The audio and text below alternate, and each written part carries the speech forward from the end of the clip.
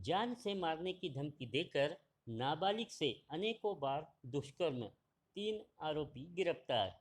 विगत 20 जुलाई की शाम वरगांव थाना क्षेत्र की एक नाबालिग जब कोचिंग क्लास जा रही थी तो बीच रास्ते में 4 व्हीलर से आए रोशन गवई नामक बाजारपुरा निवासी ने इस पीड़िता को जबरन अपने 4 व्हीलर में बिठाया और दरियापुर रोड स्थित एक खेत में ले जाकर दुष्कर्म की घटना को अंजाम दिया। इसके बाद वरगांव के ही निवासी सूरज विल्लेकर नामक आरोपी ने भी पीड़िता और रोशन की फोटो होने का झांसा देकर पीड़िता को जबरन धमकी देते हुए शारीरिक संबंध बनाने की मांग की।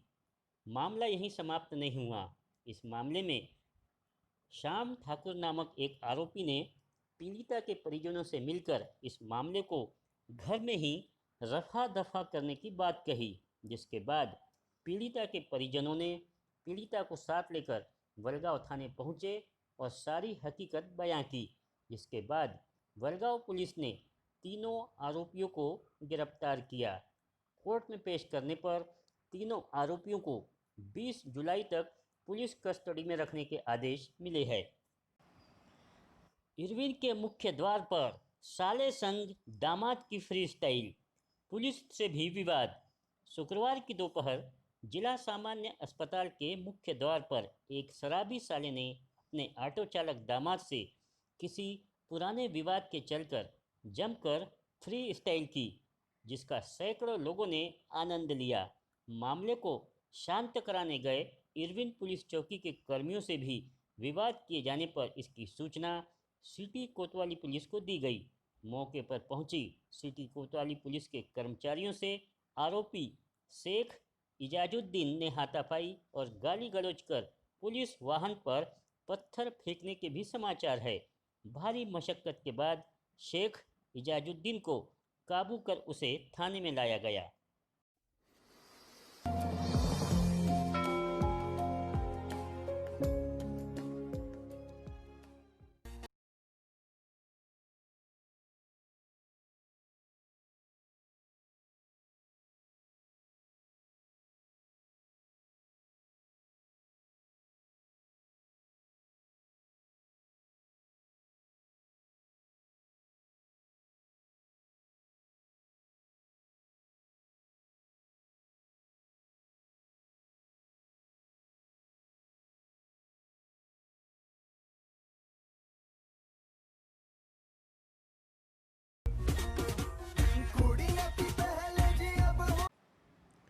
एसीपी के दस्ते ने पकड़ी अवैध शराब, आरोपी भी गिरफ्तार। बढ़ते कोरोना के प्रभाव से जिला प्रशासन के आदेश पर शुक्रवार की शाम से सोमवार की सुबह तक कर्फ्यू लग रहा है। ऐसे में कुछ शातिर दिमाग बदमाश चोरी छिपे अवैध रूप से शराब की ऊंचे दामों में बिक्री कर सकते हैं। इस बात को ध्यान में रखते हुए एक गुप्त जानकारी के आधार पर राजापेट सहायक पुलिस आयुक्त के दस्ते ने महाजनपुरा निवासी अमर आठौले के घर छापा मारकर 2,800 रुपये की देसी शराब जब्त की। जब्त शराब और आरोपी को खोलापुरी गेट पुलिस को सौंपा गया है। थानेदार अतुल घारपांडे के मार्गदर्शन में एनपीसी किशोर अम्बुलकर, अख्तर पठान, सागर कबाड़े, मंगेश भेलावे ने उपरोक्त कार्रवाई की। इस बार कक्षा 12वीं के नतीजों ने अमरावती जिले में रचा इतिहास। क्या कहते हैं शिक्षा क्षेत्र से जुड़े जानकार। राज्य में कोरोना महामारी वायरस के प्रकोप के चलते इस बार कक्षा 12वीं के नतीजे काफ़ी देरी से घोषित किए गए, लेकिन राज्य उच्च शिक्षा मंडल द्वारा घोषित नतीजे ने जहां पूरे राज्य में उत्तीर्ण विद्यार्थियों का प्रतिशत काफ़ी समाधानकारक रहा, तो वहीं अमरावती जिले में पहली बार कक्षा 12वीं में 92% विद्यार्थियों द्वारा उत्तीर्ण होकर जिले में इतिहास रचा जाना चमत्कार कहा जा रहा है। नमस्कार, मैं डॉक्टर दीपक धुटे, अमरावती शहर के ब्रिजलाल बियाणी विज्ञान महाविद्यालय का प्रिंसिपल हूँ। हाल ही में 12वीं का जो रिजल्ट लगा है, जहाँ तक हमारे महाविद्यालय का सवाल है, हमारे महाविद्यालय में 2 विद्या शाखाएं हैं, एक विज्ञान विद्या शाखा और दूसरी कॉमर्स विद्या शाखा। हमारा विज्ञान विद्या शाखा का रिजल्ट 100% लगा है और कॉमर्स शाखा का रिजल्ट 99.57% लगा है। हमारे कॉलेज की छात्रा हर्षाली महाजन ये प्रथम आई है, उनको 95.76% परसेंटेज मिला है। और सिमरन चावला ये लड़की वाणिज्य विद्या शाखा में प्रथम आई है। 100% रिजल्ट ये हमारे लिए बहुत बड़ी बात है। और जब हम रिजल्ट की तरफ देखते हैं तो हमारे महाविद्यालय का तो 100% रिजल्ट है। बोर्ड का रिजल्ट भी ओवरऑल जो 92% के ऊपर है, उस पर भी थोड़ा विचार होना जरूरी है। जैसे कि हमने देखा हमारे अमरावती विभागीय शिक्षण मंडल का जब से स्थापना हुई 1983 से, तब से थोड़ा रिजल्ट का यदि ब्यौरा लिया जाए तो जब मैं विद्यार्थी था तब मैं देखता था कि 35%, 40%, 42% ऐसे रिजल्ट लगते थे।